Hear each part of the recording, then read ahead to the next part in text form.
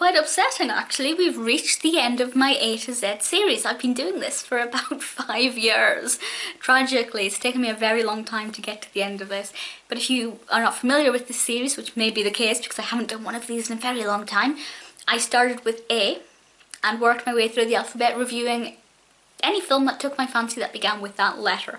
And now we are at W, X, Y and Z. I knew it would be quite difficult to find some films, but I found some, and I'm reasonably happy with my choices. So for W, I went with Win a Date with Tad Hamilton, which is a film that I'd never seen before, never really wanted to see it, but I thought, you know, I'm in the mood for something relaxing, let's go for it. It's about a girl who enters a competition to win a date with this Hollywood movie star, Tad Hamilton, who I always thought was called Ted Hamilton until I started watching this. And obviously she wins, and then she goes on this date, and it's a journey of discovery for her, but also a bit of a character discovery for him. It's nothing special. It's not really funny. I don't really like Tad Hamilton. I know that's kind of the point. You're supposed to go on this journey with him as he discovers more about himself, and indeed she discovers about what priorities should be. Yeah, you know, it's one of those films where I can take it or leave it, and it's very rare that I have that kind of opinion. Usually I will either dislike a film, like it a little, or love it. This one is just in the middle. Then we have X, which I thought was going to be impossible, but I found this film that begins with X. It's a 1963 film X, The Man with the X-Rayed Eyes. How thankful I am that they put the X at the beginning of that title. And it's about this doctor, this surgeon, who has developed this formula that makes him have X-ray eyes.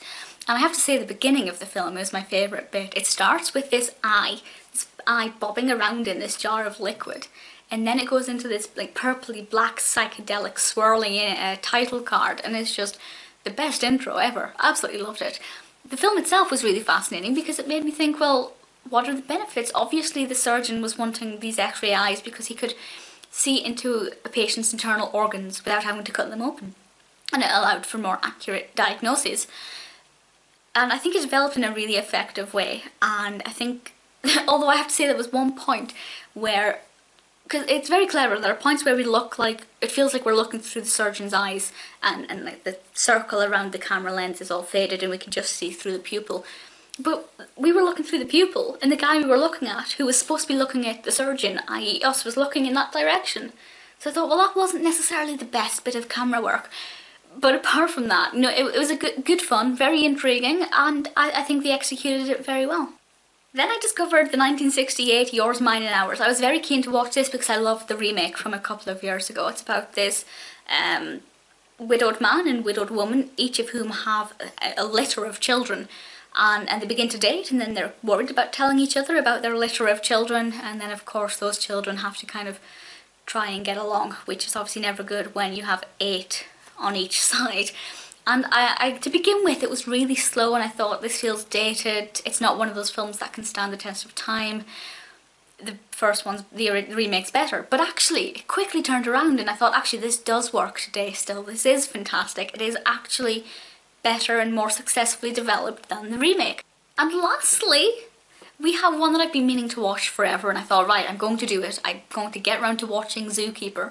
And it lived up to my expectations. I thought it was going to be one of those films, or it exceeded my expectations. I thought it would be a film where, you know, it looks good, but you watch it in it and it's actually really low budget and cheesy and not very well executed.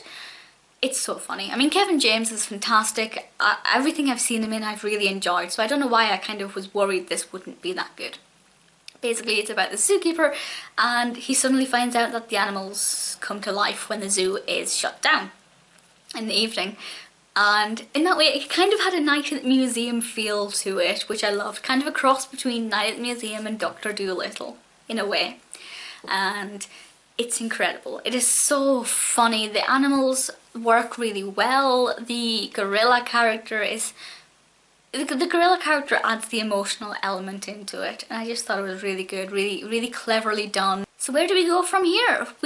I guess we go back to A. So in my next version of this, I will do A, B and C. So if you have any film that you think that I should watch that begins with A, B and or C, I would love to know which recommendations you have. I look forward to seeing your suggestions and checking out those films, and I'll speak to you all soon.